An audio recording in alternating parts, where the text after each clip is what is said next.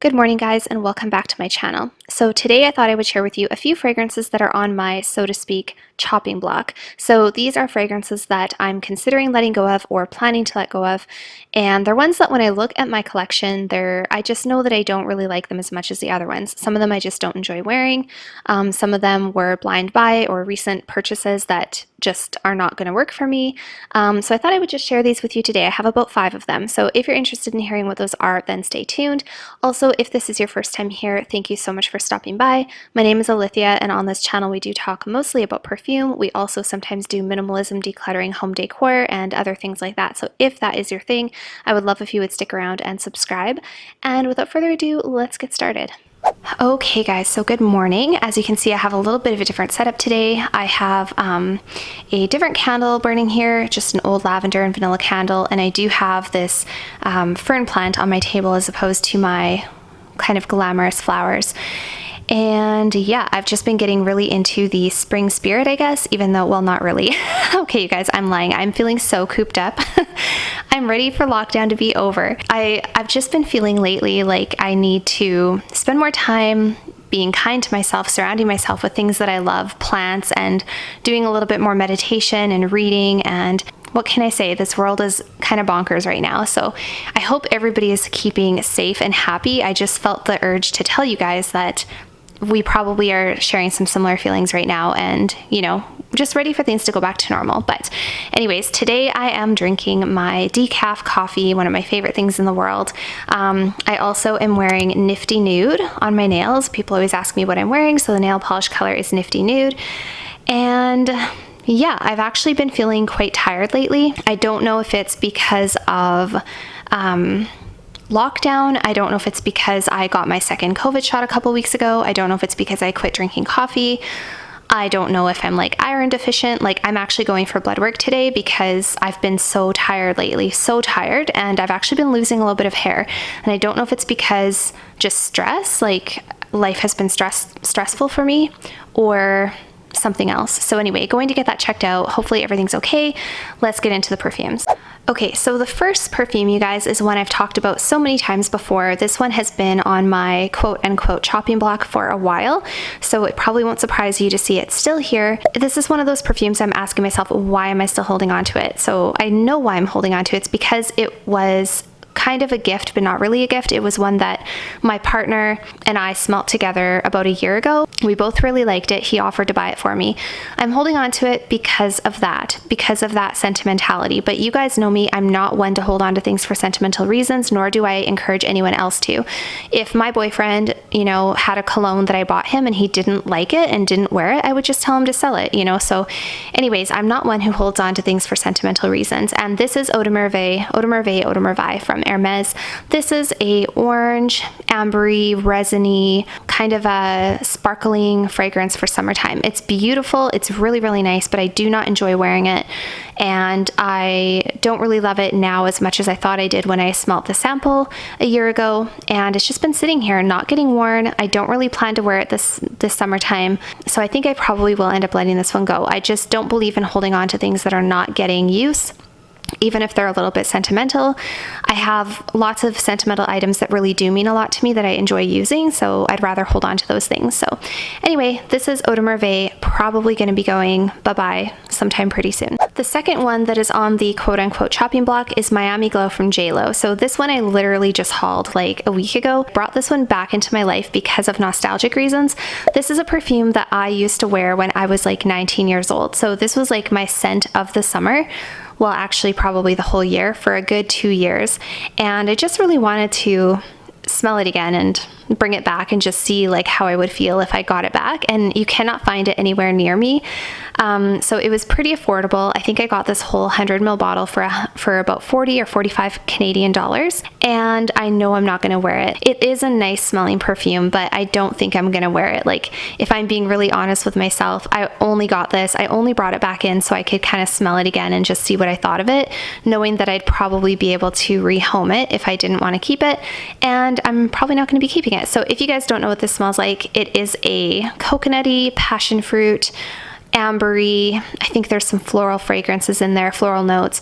It's a very beachy, tropical summertime fragrance, and it has like this hot quality about it, like a warm, sizzling, like hot Miami sun quality about it. It really would be like perfect for a beach party at night. It would be a very sexy beach party nighttime perfume, but I know myself, I am not going to wear it. I'm not going to enjoy wearing it, and it definitely is a little bit too 2005 for me. So yeah, I'm going to be letting this one go. That is Miami Glow from J-Lo. The next one you guys are probably going to think I'm absolutely nuts for even considering, but this is Byredo Bvlgari. So okay, this perfume I really, really like. I think it is so beautiful. It's like a soapy, sort of a fresh and yet woody fragrance for summertime. It's a fresh floral woody fragrance, and it's very unique. It's very pretty. I really, really like it. The issue that I have with this one is that since I've got it into my collection, I haven't really enjoyed wearing it. Like, I've worn it a couple of times and I don't really enjoy wearing it. I like the way it smells. In theory, it's beautiful. I think the other thing I was really drawn to with the Byredo fragrances is their beautiful packaging, and sort of like the prestige of the fragrance.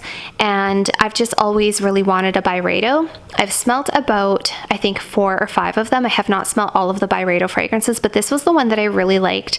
This one, a Mojave Ghost, I really liked. But if I'm being totally honest, I have other perfumes that I prefer wearing over this one that I just enjoy so much more, like my Delina exclusive, even Coco Mademoiselle, Flora Botanica. Like, when I look at my collection, there's so many perfumes that when I smell them, I'm just like, oh my gosh, so good. I love it, you know? And I don't really get that reaction from this one. This is one that when I smell it, I think I like it. I'm like, oh yeah, I really like it. It's really nice. But would I have purchased it again? Like, if I would have gone into the store and sniffed it a few times and sniffed all of the other Byredos, I don't know if I would have purchased it. So yeah, I'm kind of holding on to this one, I think, for the wrong reasons, because of the beautiful bottle, because it's Byredo, because it is one of the more prestigious perfumes I own, and those are not good reasons for me to hold on to a perfume. So as much as I love seeing it sitting on my perfume tray, I don't think I'm going to wear it or enjoy wearing it as much as I had hoped I would. So this one I'm considering letting go as well. The next one that I'm considering letting go of is one I haven't even shared with you guys yet, and I was going to save this for a haul and share it with you in a big haul, which I will have coming up, so just wait for that. But I thought I would just share it today because I'm already pretty much decided I'm just going to let it go. This is Bvlgari Omnia Crystalline. This one I kind of just grabbed from the $19.99 section of Shoppers Drug Mart, which, if you guys don't know, that's a drugstore we have up here in Canada that often has really heavily discounted perfumes for like $20.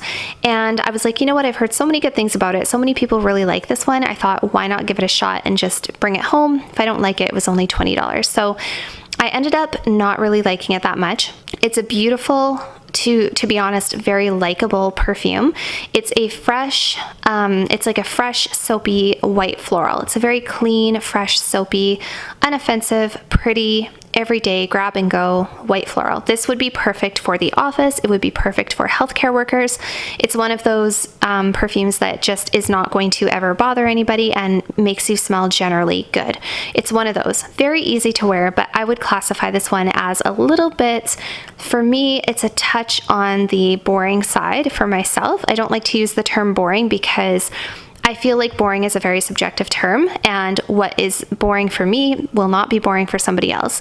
So I don't want to tell you guys this is boring, don't get it. Yeah, for me, I just don't really, I'm not like inspired by it or wowed by it. I definitely prefer something like Coco Mademoiselle if I'm looking for that fresh, soapy, floral daytime kind of fragrance, or Chanel Chance or something like that. So yeah, this one has really good lasting power. Actually, it's very pleasant. I think it's very likable, and I do like it, but I know that I'm not going to wear it. So yeah, it's got like a little bit of a shampoo-y vibe, kind of a pretty package.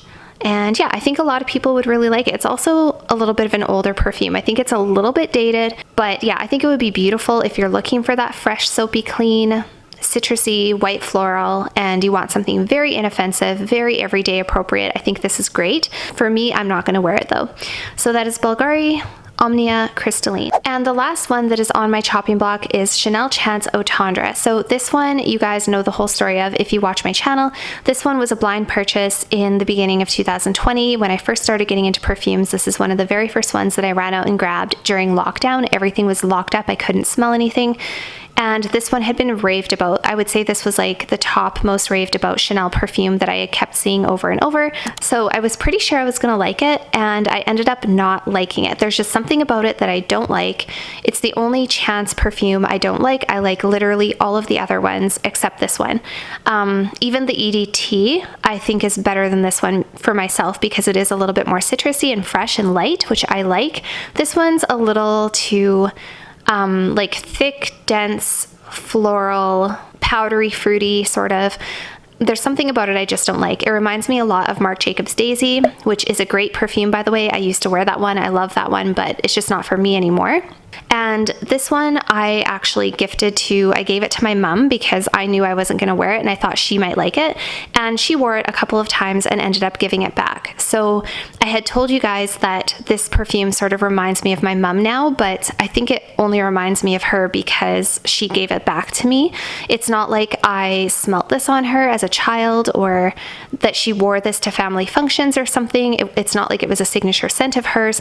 A perfume that actually reminds me more of my mom would be Navy, if you guys know what Navy is, or Love's Baby Soft. She actually wore those a lot, and I have memories of her as a child. I remember seeing those fragrances on her counter, and I remember her wearing them.